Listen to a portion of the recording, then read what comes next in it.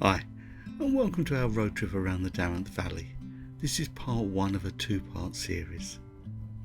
We're just a stone's throw from the M25 Motorway, but don't go around throwing stones. Once again, we're in the beautiful county of Kent in the southeast of England. Our journey will start at junction 3 of the M25 Motorway and head towards the historic village of Farningham, and then we'll head on to the equally quaint village of Eynsford. In part 2 we'll complete this 17-mile road trip around the Darent Valley, taking in Eyford, Shoreham and Lullingston before returning to the M25. So without further ado, let's start this Kentish road trip. And here we are, leaving the M25 roundabout and heading along the A20 towards Farningham and West Kingsdown.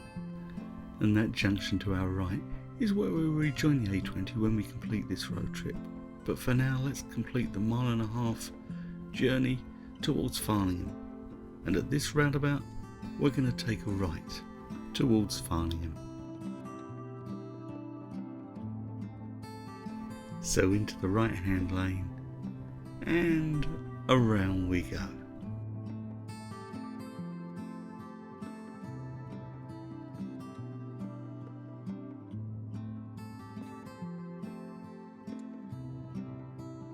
To our left is the car park for the Lion Hotel and also a public pay and display car park. However, let's see if we can find some parking in the village.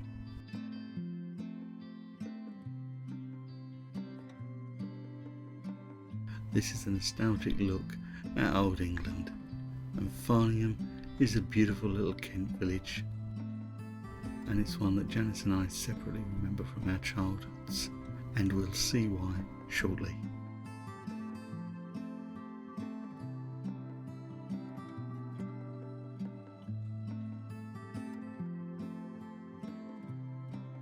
Now let's find somewhere to park and explore Farningham. The relatively new village sign gives us some clues towards Farningham's historic past, because atop is Woodard, a nobleman and ally of William the Conqueror, who was given Farningham as a gift.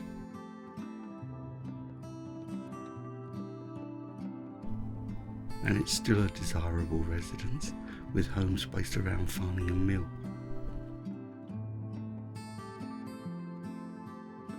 And on the other side of the road, the place of our childhood memories, the Lion Hotel.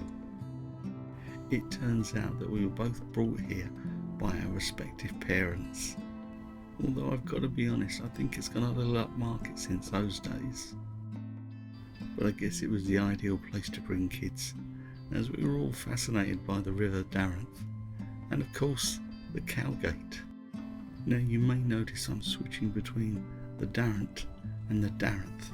The river is the Darent, and I know the valley as the Darenth. And I'm also horrified to see the sign that says this is a historic structure, because both Janice and I are going to confess to playing on this when we were kids. Well, I guess it was the 70s.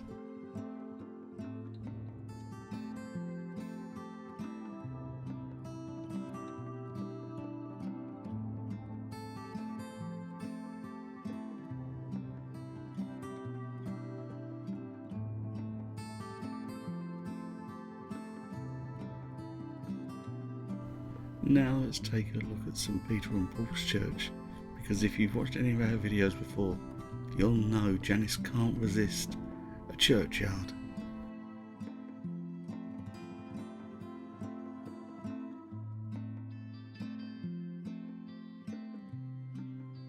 This is another example of an early Norman church. It seems the Normans considerably changed the landscape of this place.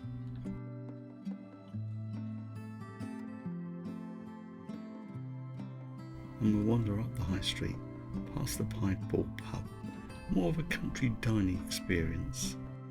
But we're now going to return to the Lion and head back up the hill towards the other half of the high street. And now another pub, the Checkers, but this one's also part art gallery. And then there's the traditional butchers, as well as other beautiful homes as we head up. And I must mention Woodard's, the second-hand bookshop. Who doesn't love a rummage around the dusty shelves? And then other historic buildings, like this one on the corner of Sparepenny Lane. We've now crossed over from the High Street onto London Road. And this is where we'll complete our journey on part 2, so don't forget to subscribe if you want to catch that. And looking back down London Road, you can see the other side of the valley that we're going to be traversing. Anyway, it's time to jump back in the car and head back through the village.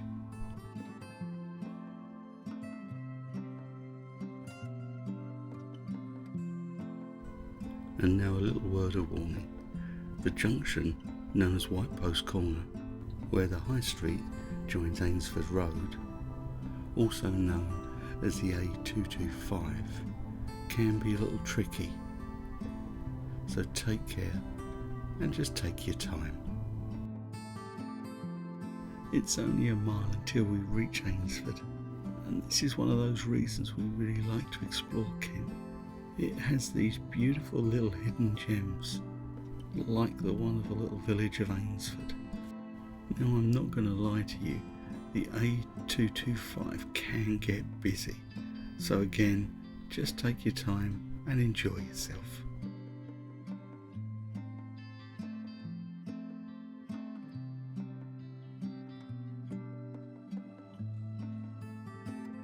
Once again, I have to be honest with you here.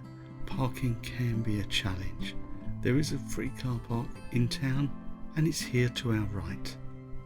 So we're going to park up and explore Eynsford. So starting at the village sign, we're going to pass the War Memorial and start heading back towards Farningham.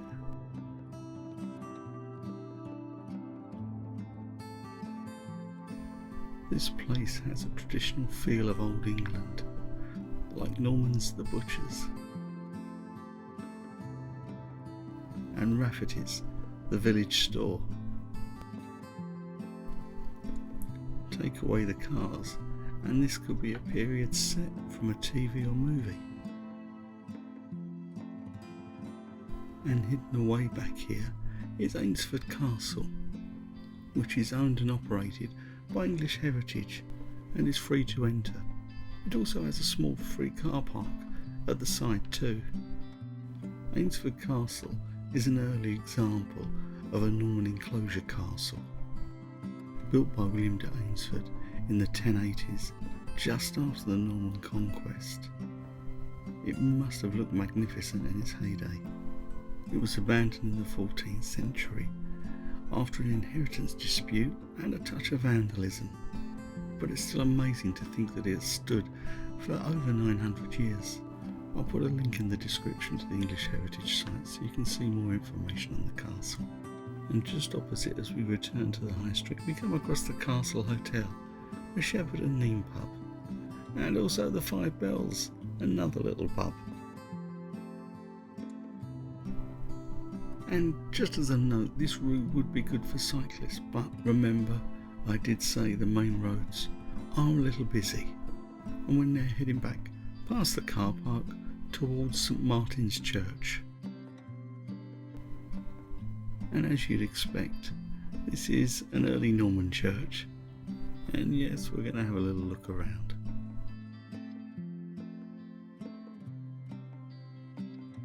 And across the road from the church's lynch gate, you'll see the old ford, and you'll also find the village newsagents and gift shop.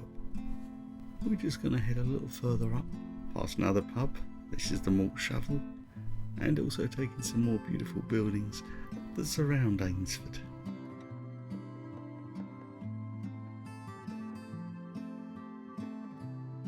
But I know, you just want to head back towards the ford, don't you? Next to the ford is a little tea room. For once, it's not a pub.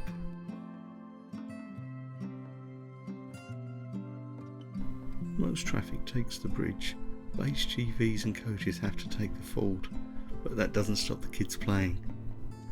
And to protect their privacy, I blurred their faces a touch.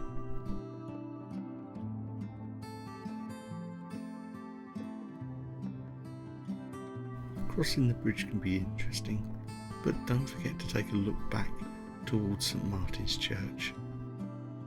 And then there's always someone that has to come and spoil the kids' fun, isn't there? But don't worry, it's not long before normal service is resumed and the kids head back.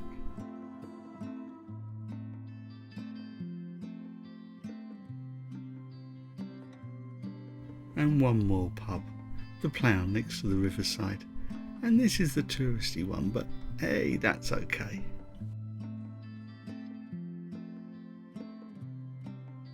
And after a look around, it's now time to hit the road again.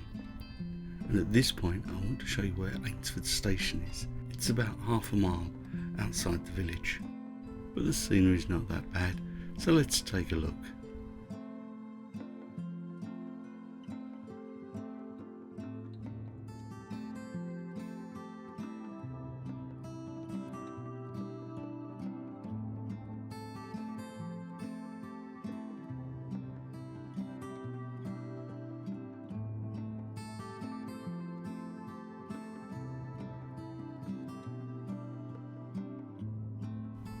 Well, there we go. That's the station entrance. And that brings this part of the Darent Valley road trip to an end. I hope you like what we put together, and don't forget to hit subscribe so you catch part 2. Thanks so much for watching. Stay safe, stay well.